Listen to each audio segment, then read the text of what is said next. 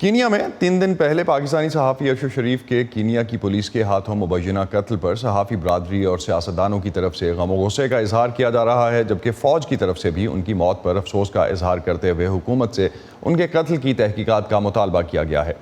ارشد شریف کی میت اب اسلام آباد پہنچ چکی ہے اور ان کے اہل خانہ کے مطابق کل ان کی تدفین کی جائے گی۔ ان کی تدفین اور ان کے دوبارہ پوسٹ مارٹم کے حوالے سے کیا اطلاعات ہیں، اس پر بات کرتے ہیں وائس آف امریکہ کے علی فرقان سے۔ علی، کیا اپڈیٹ ہے ارشد شریف کے پوسٹ مارٹم اور ان کی تدفین کے حوالے سے؟ جی اسد، گزشتہ شب یعنی آج جو کل کی شب ہے اس کے درمیان میں ارشد شریف کی ڈیڈ باڈی پہنچ گئی تھی اسلام آباد میں، اور اس کے بعد اس کے جو پوسٹ مارٹم کے مراحل ہیں وہ بھی یہاں کا جو وفاقی ہسپتال ہے وہاں پہ انجام دیے، اور ایک میڈیکل ٹیم جو ہے اس نے پوسٹ مارٹم کے جو تمام مراحل ہیں ان کو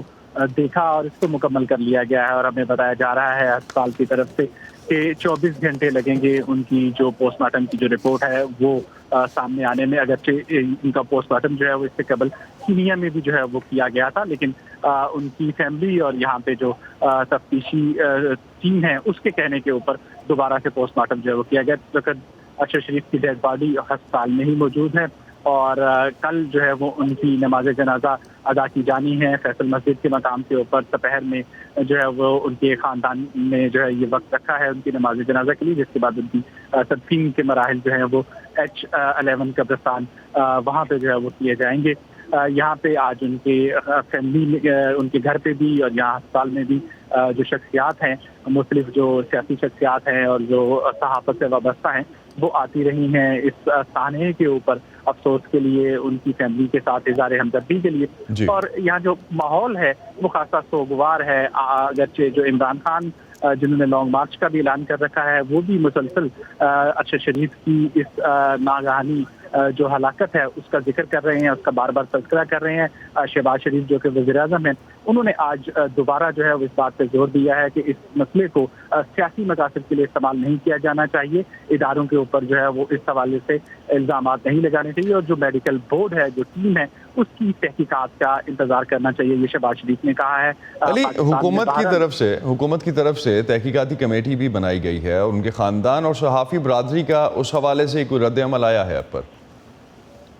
جی، یہ تحقیقاتی ٹیم جو ہے جو وفاقی سطح پہ بنائی گئی ہے، اس میں ایک تبدیلی تو فوری طور پہ یہ آئی ہے کہ اس میں سے انٹر سروسز انٹیلیجنس یعنی ISI کے جو نمائندے ہیں